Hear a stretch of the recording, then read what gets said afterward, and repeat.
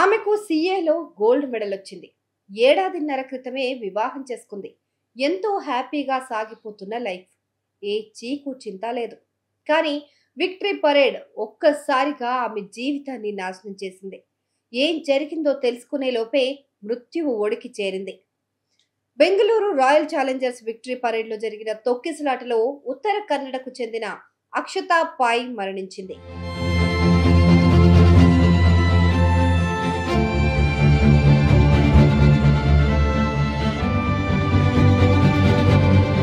ఉత్తర కన్నడలోని సిద్ధాపూర్ ప్రాంతానికి చెందిన ఆశయ్ అంబల్లి, అక్షతా పై భార్యాభర్తలు. ఆశయ్ అంబల్లి బెంగళూరులో సాఫ్ట్వేర్ ఇంజనీర్ కాగా అతని భార్య అక్షతా పై చార్టెడ్ అకౌంటెంట్. ఇద్దరు రాయల్ ఛాలెంజర్స్ బెంగళూరుకు వీరాభిమానులు. మంగళవారం ఫైనల్ మ్యాచ్ లో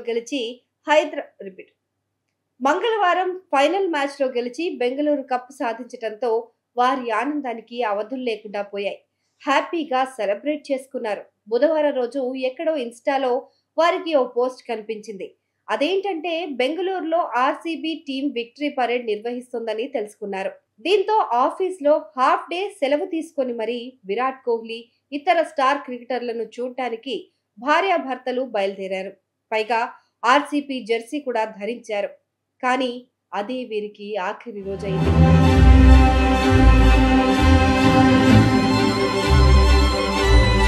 అలా బెంగళూరు చిన్నస్వామి స్టేడియం వద్దకు వెళ్లారు.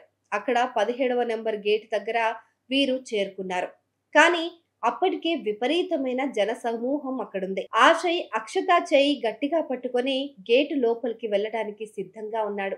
కానీ వెనక ఏం జరిగిందో తెలీదు. ముందుకు ఒక్కసారిగా జనం దూసుకొచ్చారు. దీంతో తీవ్ర తోపుస్లాట జరిగింది. ఆ సమయంలో ఆశయ్ అక్షతా చేయి విడిచిపెట్టాడు. ఆశయ్ కింద పడిపోయాడు. కొంతమంది ఆయన్ను పైకి లేపారు. కానీ అక్షత మిస్ అయిపోయింది. తన కోసం చుట్టూ వెతికాడు. ఎక్కడా కనిపించలేదు. అప్పటికే తొక్కిసలాట జరిగిందని ఆశయ్ తెలిపాడు. ఆశయ్ అక్షత కోసం వెతుకుతూ ఉన్నాడు. ఎంతకీ కనిపించకపోవడంతో పోలీసులను అడిగాడు. కానీ వారు కూడా తెలియదని చెప్పేశారు. అయితే ఒక యువకుడు ఆర్సీబీ జెర్సీలో ఉన్న ఒక మహిళను తీసుకెళ్తున్న వీడియో క్లిప్ ను ఆశయ్కు చూపించాడు. దీంతో వెంటనే ఆశయ్ బెంగళూరు నగరంలోని ఆసుపత్రుల చుట్టూ పిచ్చి పిచ్చిగా తిరిగాడు. చివరికి బౌరింగ్ హాస్పిటల్లో ఆమె కనిపించింది. కానీ అప్పటికే మరణించిందని వైద్యులు తెలిపారు.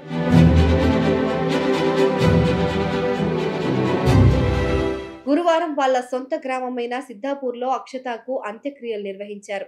ఎన్నో కలలు కన్నా కానీ ఇలా జరుగుతుందని కల్లో కూడా ఊహించలేదని ఆశయ్ చెప్తున్నాడు. నా జీవితంలో విలువైన వ్యక్తిని కోల్పోయానని తీవ్ర ఆవేదనకు గురయ్యాడు ఆశయ్. ఇతడే కాదు, బెంగళూరు తొక్కిసలాటలో మరణించిన ఎంతో మంది కుటుంబాల్లో తీవ్ర విషాదం నెలకొంది.